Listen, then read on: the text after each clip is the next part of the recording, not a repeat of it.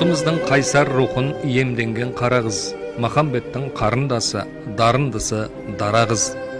Сенімінен молыққандай толыққандай санамыз, қатпар-қатпар әйел жанын түсінуге талпынсақ, алдыменен сөзіңді еске, өзіңді еске аламыз, ұлтымыздың қайсар рухын иемденген қара қыз. Ал дарынын қарын жеңген, жеңіл бұлттай жөңкілме, қанаттының көбейгенін мұң өтеді елгімге. Өтінемін күрескерлік рухыңды өлтірме, нағыз еркек 90-да да жігіт салтын сақтамақ, нағыз әйел ешқашанда айналмайды кемпірге, ерте кемпір болғандарды өз тойыңа келтірме. Томиристен, махамбеттен бастау алған мықтылық, өз үлесін қалталыға жібергендей ұттырып, мықтылықтың жанарында қалғандайма шық тұнып.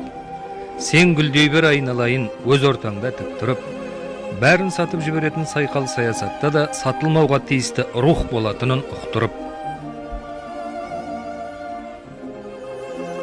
Мұхтар Шаханов жырарына отырған қара қыз, Қазақстанның халық жазушысы, мемлекеттік сыйлықтың иегері, Қазақстан парламенті мәжілісінің депутаты Фариза Оңғарсынова. Фариза халқында арында сатқан емес, сата қоятындармен жолдастығы және де жоқ. Астанада өткен кештіңде бар байлығым, халқым деген девизге арналғанда содан. Халқының жыршысы болған қара қыздың әдебиетке келуі үлкен әңгіме, ал үлкен әңгіменің алдында кішкендей кіріспе бар. Шамасы 4-ші әлде 5-ші класста жүргенде болу керек. Мектебі бар ауыл Фаризалар тұратын жерден 5-6 шақырымда. Әрине ол кезде Фариза емес, тұлымшаға желбіреген Фари. Сол Фари бір топ балалар болып мектептен қайтып келе жатады. Орталарында Ғайнолла деген ұрыншақтау бола, Ләззат деген кластас қызбен қақтығысып қалады.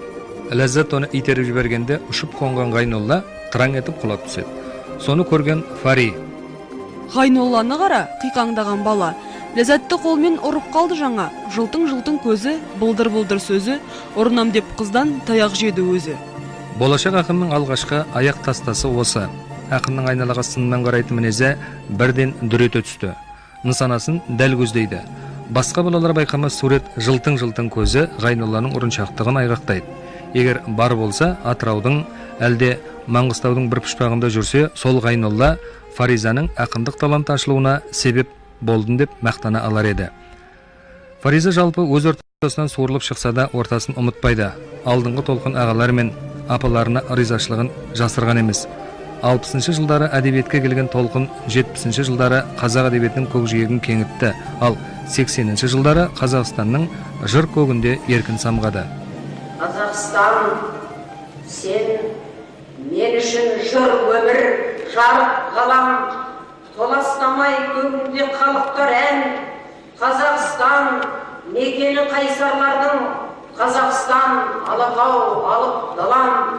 Қазақстан, жеңісті жаңа күндер, Қазақстан, толқынды дала күндер. Қазақстан, әлемді елеңдетіп, байқоңырдан зулаған корабльдер.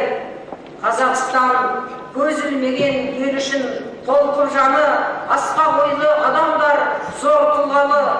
Қазақстан, жылдармен жағаласқан бұқтырманың бұғаусыз толқындары. Қалса датта сан асу қаһарлы өткен, салалмаған балама жат өрнектер. Қазақстан, сау біржан, самлақ сара, Құрманғазы, Бауыржан, Махамбеттер. Қазақстан, өзің барда орын жоқ басқаныңға, кең әлемге нұрыңды шаш жауында. Бабалардың ғасырлы арманындай, көк байрағым желбіреп аспанында.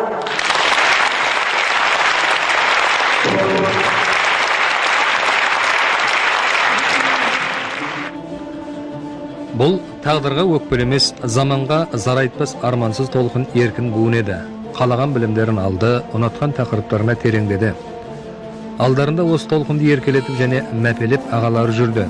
Фариза Оңғарсынова да өзінің алдындағы ағаларын, ол кісілердің жасаған жақсылықтарын ұмытпақ емес. Шерхан Мұртазаны ұстазы деп таниды. Шераған қазақтың ескілеу, байтал шауып, байғалмас деген мақалын, сол мақалды еске салған айналаның көңілін ысырып тастап, Фаризаны Жастар газетінің аймақтағы тілшісі қызметіне бекітті. Кейін ақындардың ортасы Алматыға алдыртты.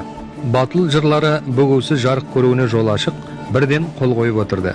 Қазақ ақындарының анасы атанған Мәриям Кәкімжанованың ақыл-ойлығы мен бата-көйлігі бөлек жыр. Жыр дейтініміз Фаризаның өнердегі анасына арнаған тамаша жыры бар. Айтатын алғысым көп елге менің, бейнетпен өмір кешкен жеңгелерім, қалқам деп қарсы алатын ағаларым, білемін інілерім дем берерін. Сіңлілер көңілімді көзден ұққан, қиналсам сүйенерім сендер едің.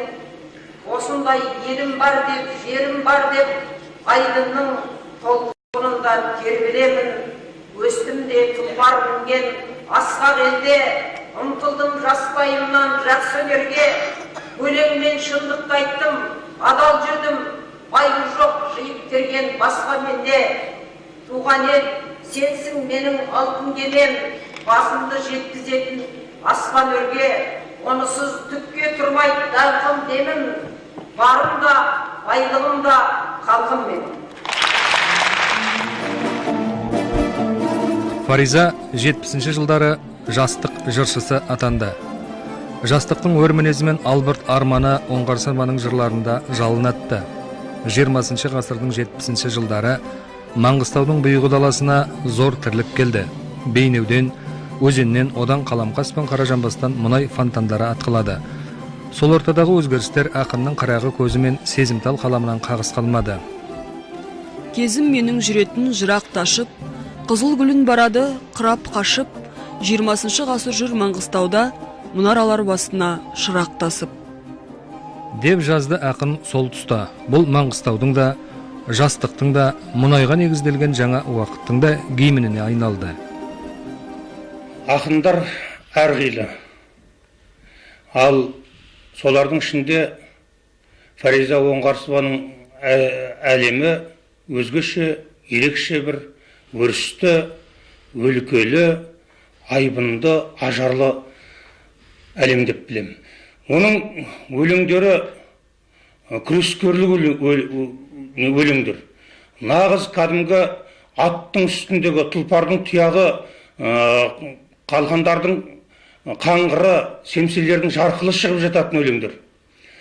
Сондықтан да біз Фариза Оңғарсынованың өлеңдерін нағыз кәдімгі қазақтың ежелден келе жатқан дәстүрлі өлеңдерімен сабақтас, тамырлас, қанаттас өріп келе жатқан өлеңдер деп білеміз. Оны қалай деп түсінуге болады? Бұл неге олай?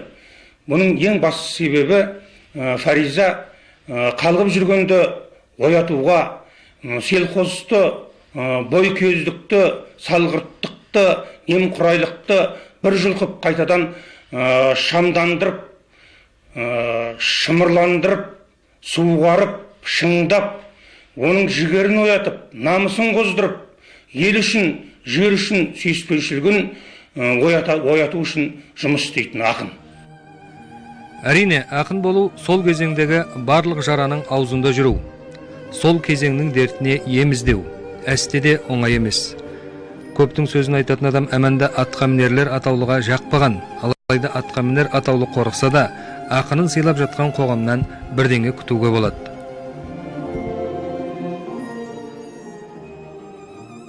Бабамыз атанғанмен қырарланы, миына көп қонбаған қыран жағы. Бастап, билік айтып төрде тұру, ежелден қазағымның бір арманы.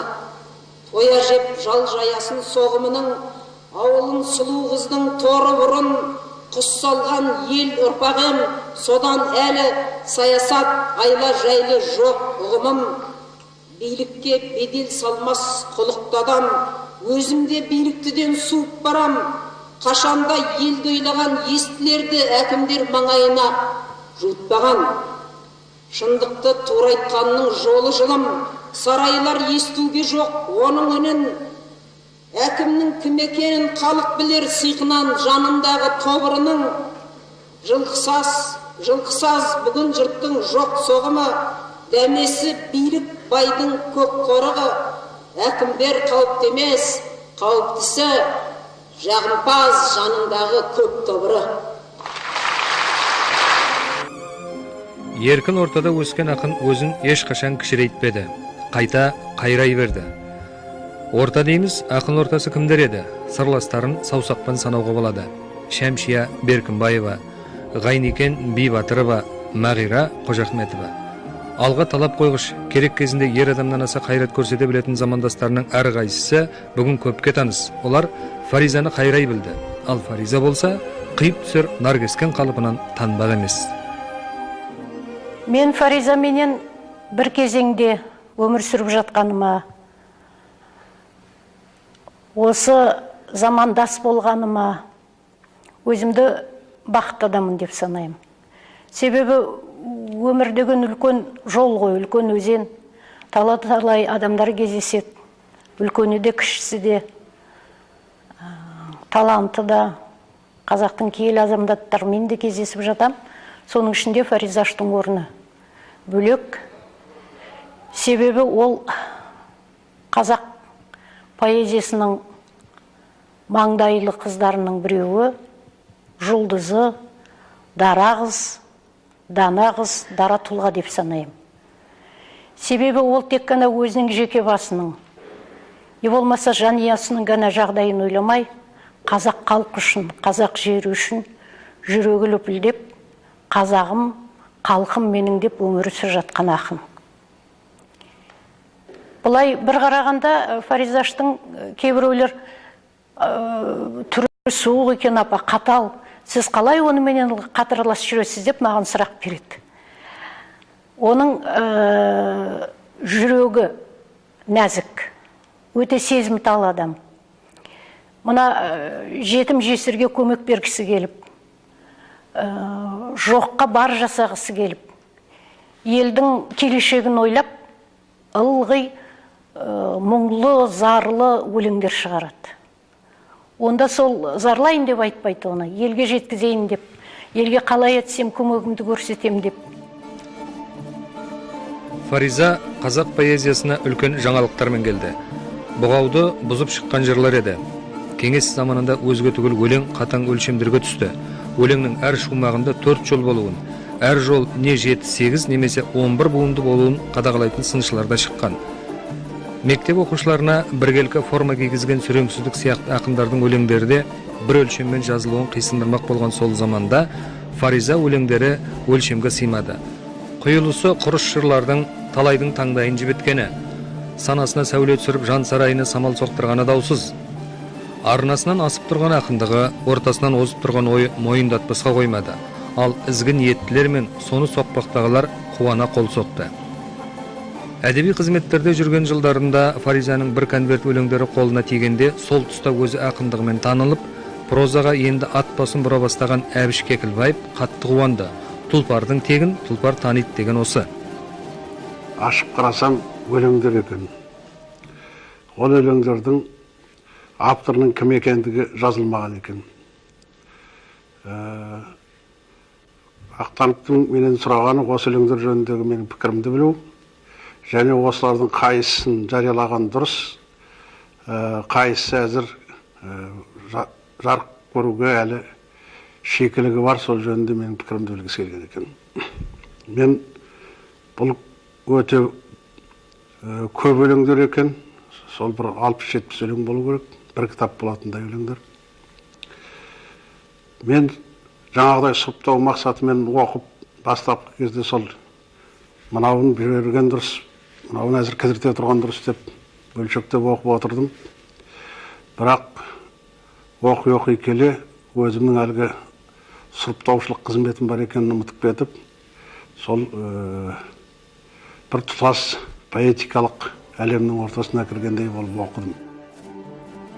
Сол жолы әбекеңе басқаға ұқсамайтын бұла жырлар қатты әсер етсе керек. Партияны қоспаған, комсомол мен пионерге қатысы жоқ таза туындылар ол жылдардың ғажайып жаңалығы деу керек. Енді араға жылдар салып соны қайта тыңдаған қандай рақат. Шет елдерде оқыды өлең, қазағымның қара қызы, жайнады жыр отыменен бүгінгі өмір бабаңызы. Ұялаған артуындай келбетінде дала жүзі, жазғы жасын жарқылындай сорғалаған қаламызы. Ескен желдей ек күндіні сөзі таудың ірөзіндей, өлеңінің өткірлігі Махамбеттің мінезіндей. Домбыраға елігеді, іздеп тосын ән сарының, дыбыс сусып төгіледі арасынан саусағының.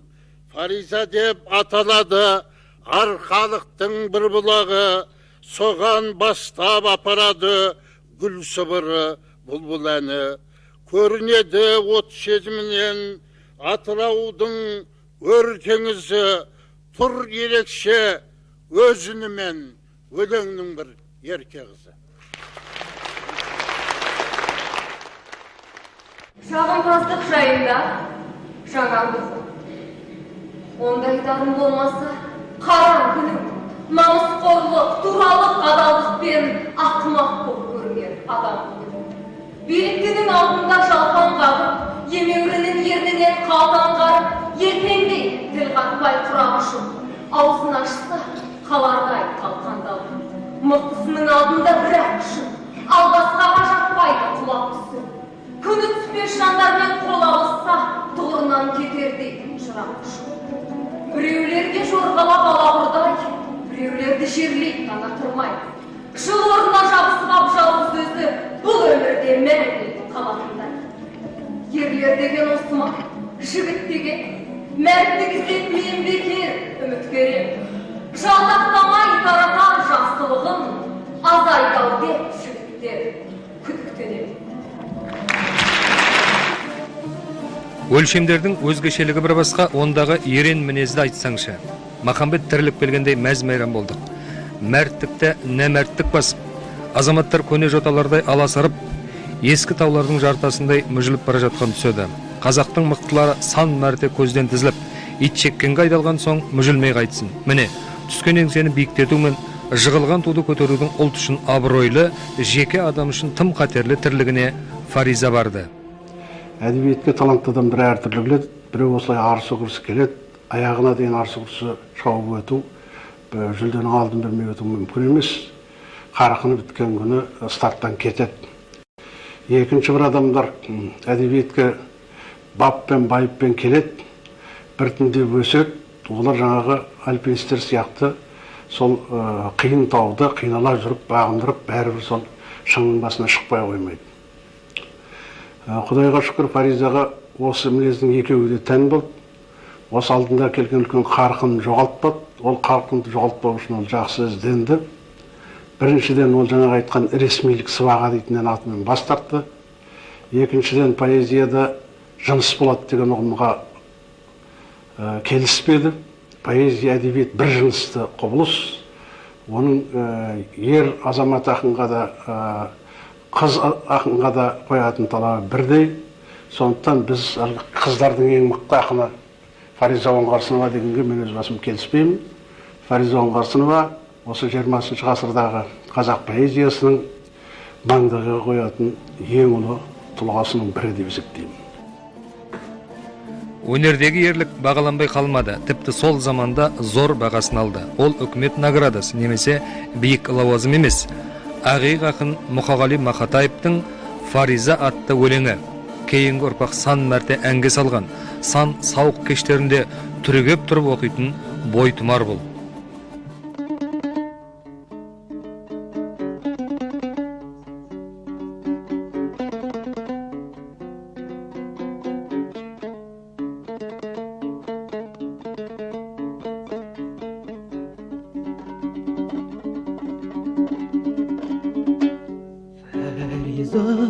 Фариза жан, Фариза қыз, өмірде ақындардың бір жалғыз.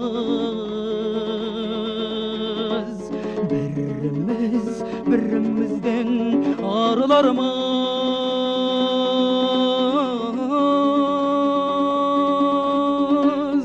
Ақыры шыдай жалығармыз. Біздерді де жоқтайтын жан болса егер, басқан архивтерден табылармыз.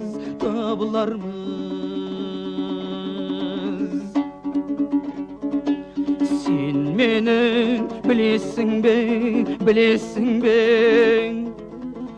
жан екем, жаралмаған күресуге, жылай жүріп өтірік күлесіңде,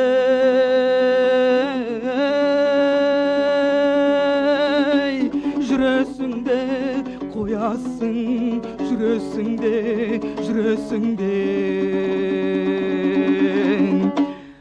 бір итеріп кеудемнен бірі шалып тастағысы келеді күресіңге. Фәриза жан, сен соны білесің бе?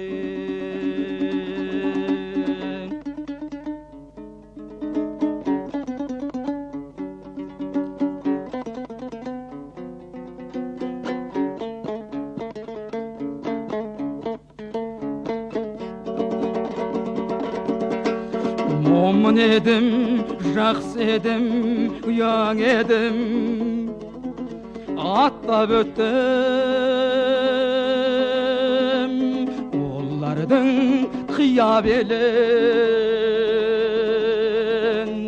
Енді қалған өмірдің құрдымында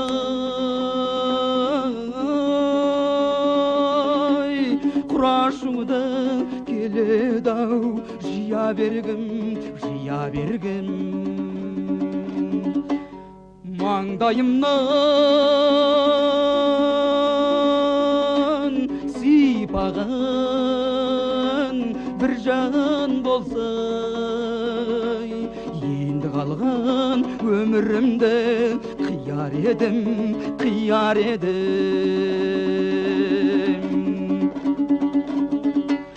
Жанарымды тұманмен тұмшаладым, серіппесе үзіліп тұрса дағы, жігітінен қазақтың дос таба алмай,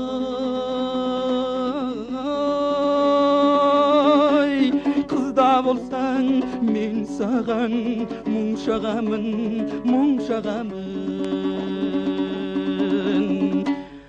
Ауғырыларды ойлап ем, мұнша халім, қызда болсаң мен саған мұң шағамын.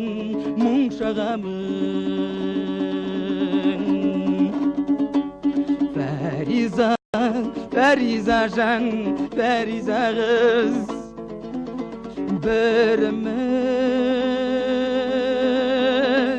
бірімізден арылармыз. Тұрмасақ та том-том боп дүкендерде,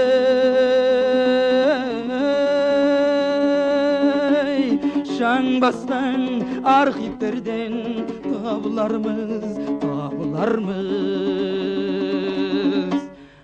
Біздерді жоқтайтын жан болса егер, шаң басқан архивтерден табылармыз. Фәриза жан,